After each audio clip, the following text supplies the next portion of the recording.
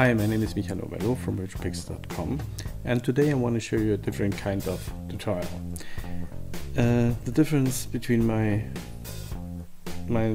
normal tutorials and this is that I copied this tutorial, or in better words, I recreated it. The original is made by CG Ninja, and he did a cool job on that, no question about that.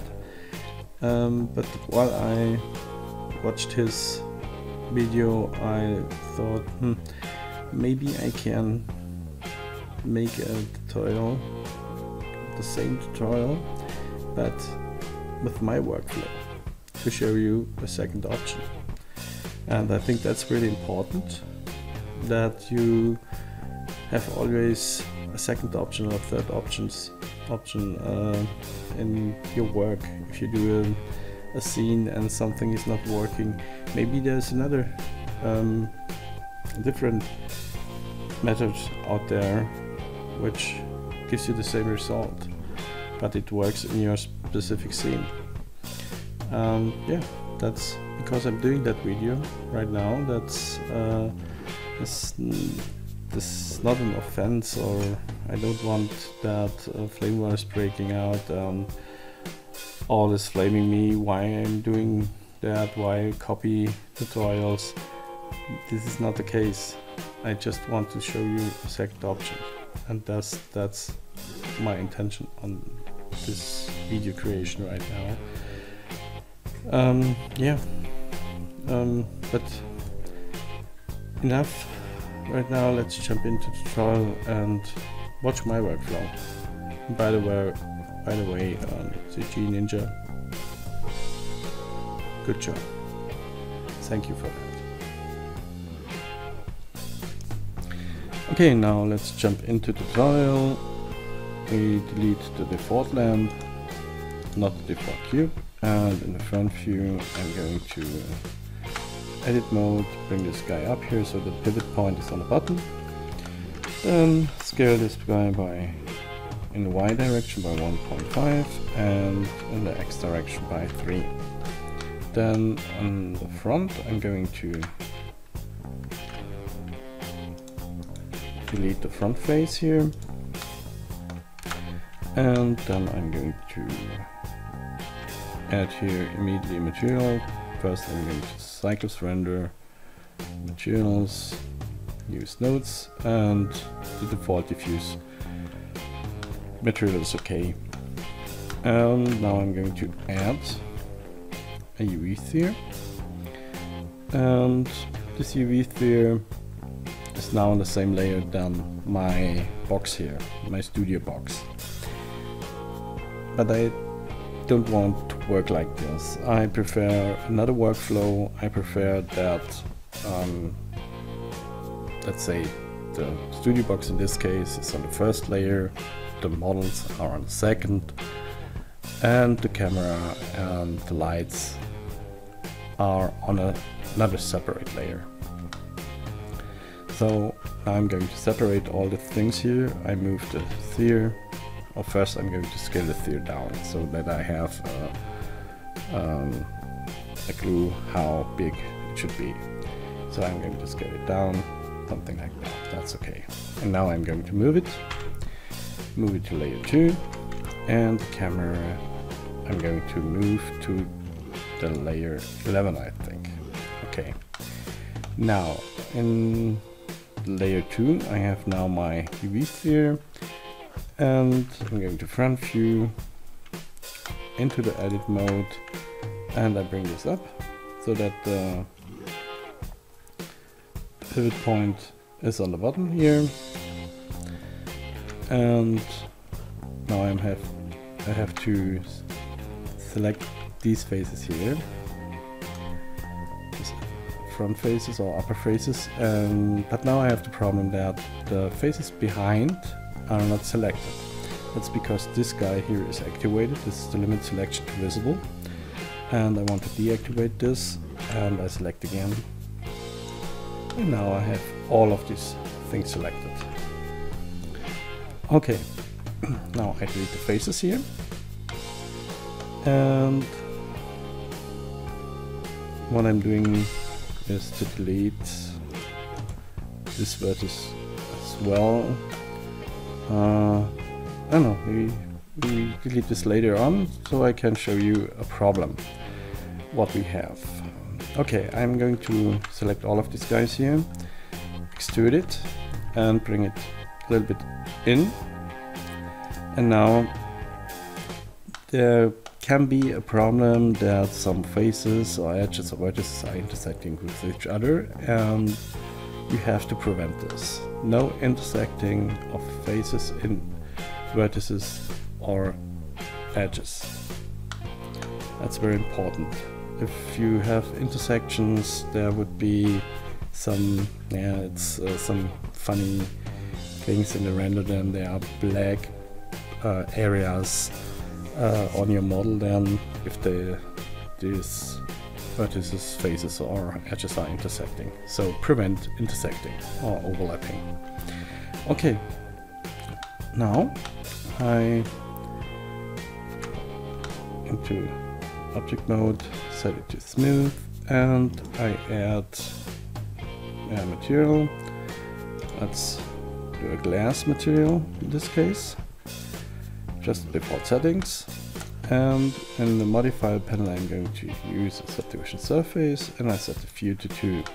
Now I have a smooth glass bowl, but I have here a sharp edge, and I have another problem here. As you can see, these folds, there are no folds, but it seems there are some folds here or wrinkles.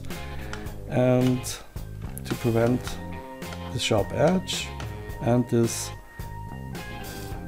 wrinkles here, I'm going to edit mode. I activate again this limit selection, and I'm going to add a loop cut, bring it up like this, and on the outside as well. And that's okay. Now to this problem here. This problem happens always if you do some spheres or rounded things, and the edges, I don't know how I can explain that. If they are too long or too near by each other and they are zooming up in one point, there's always this problem here. And in this case I can prevent this problem if I'm going to delete this here, these vertices here, and I'm going to extrude it one time. Let's do this like this, and a face. Okay, now I have this problem solved, but there's still a little tiny little bit here, some wrinkles there.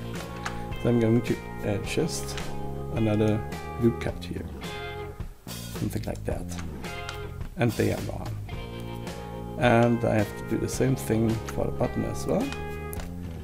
Center vertices, delete, then extrude, scale, in, extrude again, scale, inwards, something like that, and the face. Now this problem is gone and we have a good stand for the bowl. Okay. Now I have to bring my bowl to the pivot point here, something like that, that's okay. And now I want to put some spheres into the bowl. It's difficult for German ball. It's so little differences that it is really difficult sometimes for me to speak them out correctly. Okay, now let's bring the cursor back to the center, and if you click mistaken with the left mouse button somewhere and you want to bring the 3D cursor back to the center, just hit Shift C and it will be recenter it again. So now we add another UV sphere here. We scale it down, something like that. More. And that's okay. Maybe a little bit more. Okay. Now I want to have many of these here, and I have two methods.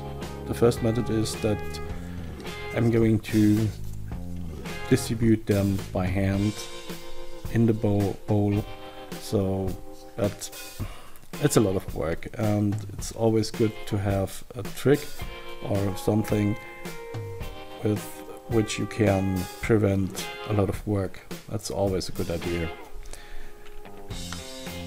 Okay, now we can set this to smooth, and I'm going to add mirror modifier. No, sorry, subdivision surface modifier, no mirror modifier.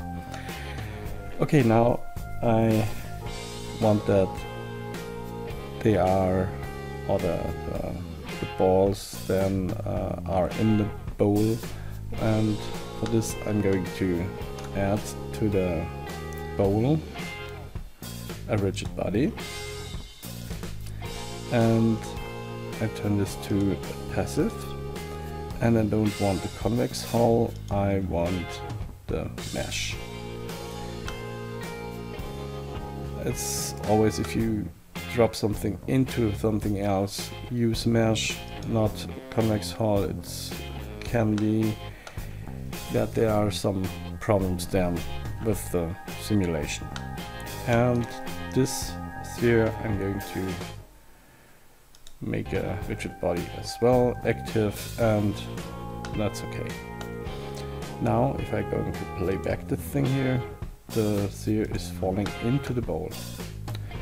Okay, now back, and now we have to make some copies of these things here.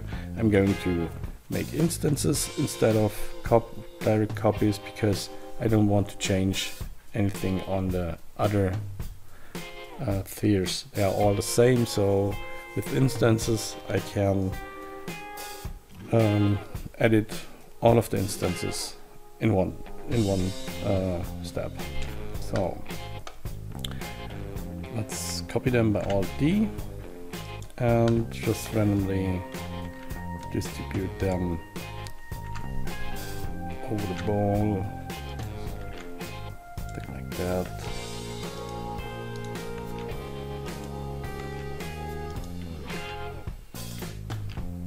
It takes a moment.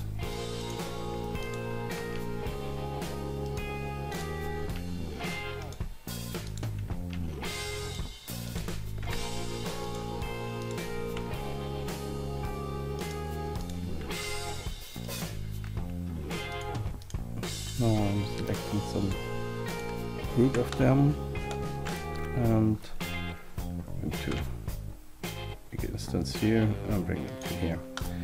Now I'm going to play back the thing here and let's have a look. Yeah, that's okay. That's cool. That's what I want. Okay, now I want it looks like this. That's okay. Now I'm going to add a material, and the cool thing is about instances, if I add a material to one, to all of the spheres the material is added, and I want a full glossy material here. And then I'm going to add my studio box and my camera, and I'm going to the front view here. And I place the camera, and now I'm going up with the camera, and I'm going in, I'm flying in. Yeah, let's fly in here, and bring it up. Something like that, maybe do a reposition of this here. Better if it's a little bit more here. Studio box again, I'll bring the camera to here.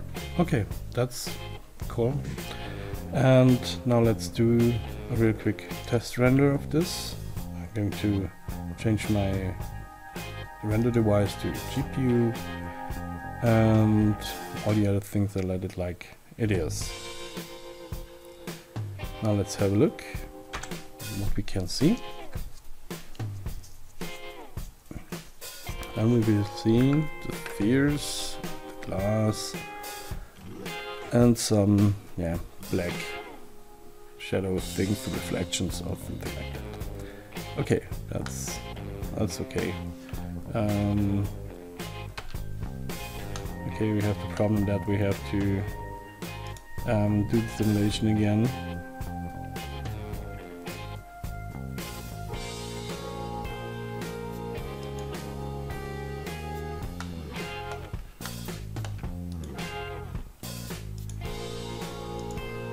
That's okay, because I have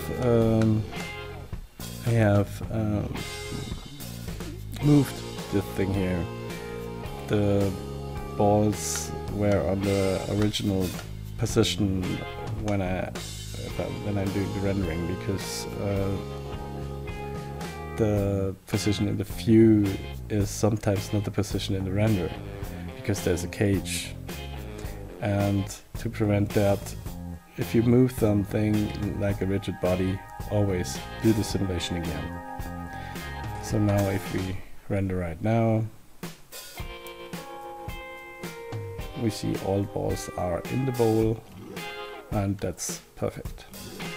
Okay, now we have to do some lighting here, and at first I'm going to the world settings. I'm going to use nodes here, and I'm doing a little bit of darker background, not totally blank, just a little bit darker. And if I render now, we should see it's really dark right now. That's okay, because now I'm going to add some lamps here. I'm going to activate this layer here, or this selected, and then I'm going to add, if you select an object on the layer, you are on the layer, yeah. And if you add now some things like that, oh, okay, sorry, why is that? Normally it should be on the layer where an active object is. In this case it's not the rule for the camera, I think. Okay, let's move it by hand to this layer here. And again, bring the other layers up.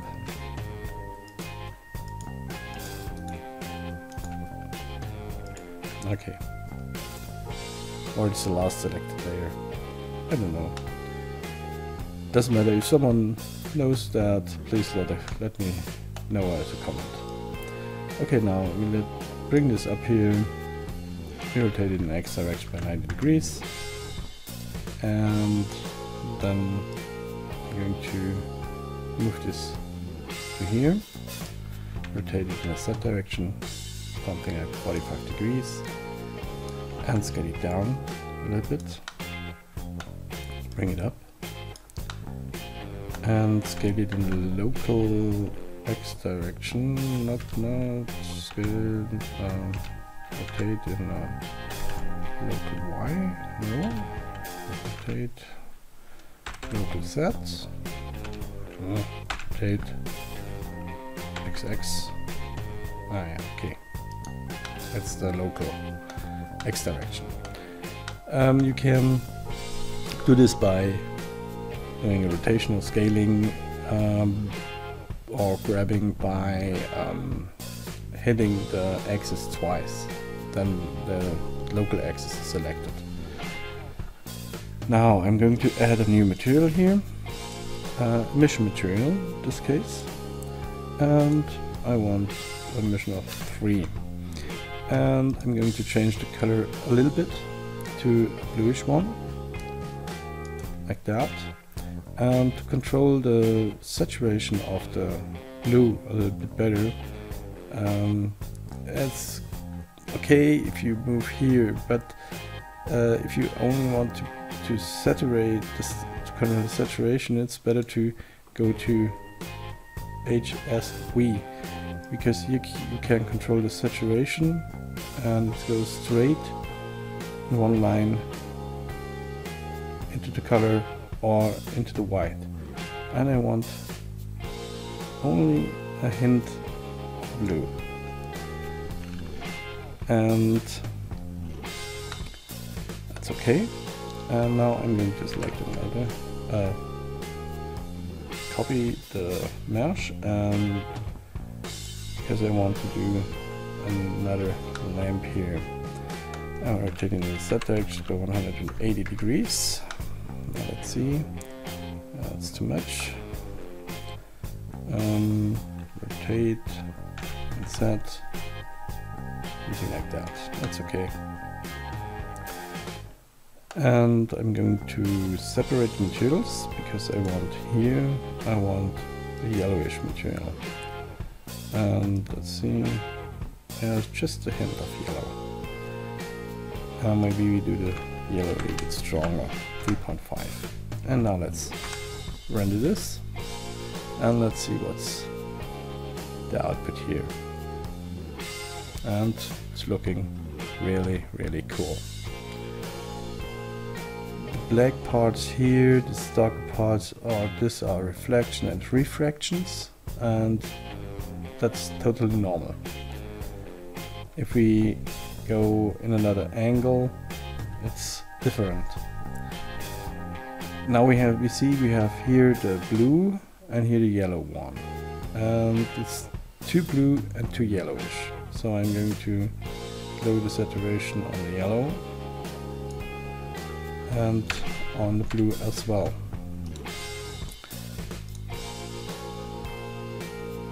Maybe we can move it to the brighter blue and with the saturation down, something like that. Okay, we have to render again.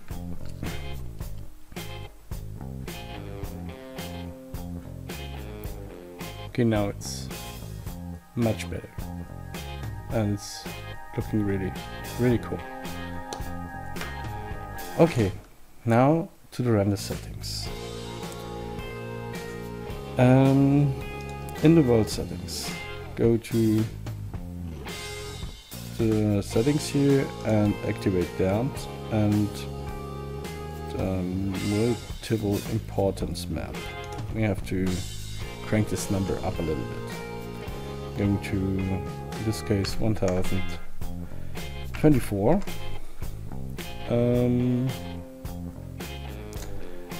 And in the settings here, I'm going to full.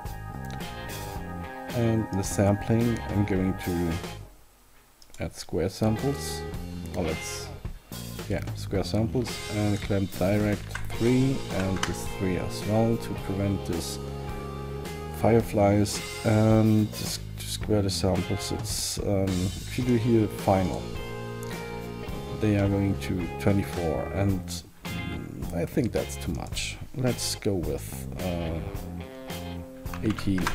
That should be okay.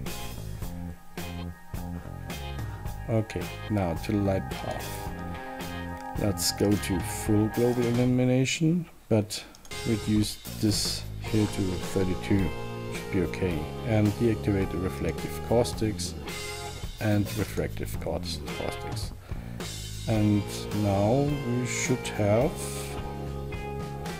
the render settings, and now I'm going to render this, and okay, now I'm back and the render is finished. And yeah, it took me a while because just in the moment I hit the render button, my computer crashed with a blue screen, and that was a reminder that yeah, you have always to save your work before you render. It's very important, but luckily for me, Blender just made autosave in the moment, just a few seconds before the computer crashed. So it was more luck than intelligence. So okay, but now let's work on this file. Here I saved this image here as glass bowl 1. This one is one I made before. And now let's go to the compositing. And we're going to use nodes, backdrop, and Control Shift click, and we have the backdrop. We zoom a little bit out so that we can see the whole thing here. Can move this a little bit down. That's okay. Now we want to have a vignette and a little bit of a color correction. So to do that, I'm going to add here a color balance node, and I'm going to brighten this a little bit up here, something like that. The tones as well, and the highlights as well. And maybe I'm going to tint it a little bit. Let's see. That's too much. Something like that. That's okay. And now for the vignette, I'm going a little bit the other way. I'm going to add here at the mat. I'm going to add a ellipse mask, and I'm going to connect this with the viewer. And here's my ellipse, and I'm going to make this a little bit bigger, something like that, and the height as well. It's too much. Something like that. That's okay. And now I have to blur this a little bit. I add a filter, a blur filter, and I use fast Gaussian with, yeah, let's say relative. Relative and 50%, 50%. That's too much. Let's go with 30, 30. It's still too much. 20, 20. Yeah, that's okay. That's looking good. Okay, now we have to combine these two with the color mix node. Color mix, and the blur goes here, and the image goes on the top. And I set this to multiply, and maybe I'm going to lower this a little bit so that the vignette is not too strong. And here we are. Now we can have a look here. Let's bring this here to the view node, and let's see. Yeah, it's really looking cool. We have the reflections, the lights, and reflections of the studio box, and this dark reflection here. And if you have something transparent like glass or something really glossy, you have always to add some reflection, lights and dark parts. It's very important to that in this case a sphere is recognized as a sphere, or glass bowl is not only a dull material where you can see no reflections, no dark parts, and something like this is totally okay. It's glass, it has reflection, it has refraction, and yeah, there we are. This is my way to do something like that, and I hope you liked it. Again, this is no offense or something where I want to flame the other tutorials. This is just my workflow, how I do that. Maybe you can learn something more out of that, like another workflow, another type of compositing, and so on. There's so many ways out there to achieve a result, and this is my way. And yeah, that's it. Like I said, I hope you liked it. If you like it, give me a thumbs up, leave me a comment. If you dislike it, it's totally okay. But if you dislike it, do me a favor. It's very important that you give me some comments why you don't like that. It's always annoying if you see a dislike on a video and you think, okay, someone don't like that video, but why? And it's good to know. For me as a tutorial creator, it helps me a lot to make it better, to make my work better. Comments like, yeah, you should work on your English. Okay, that's clear. I'm not a native English spoken person, so please forgive me for my English. I'm working on it, and I think it gets better and better. So yeah, that's it. See you in the next video. Bye.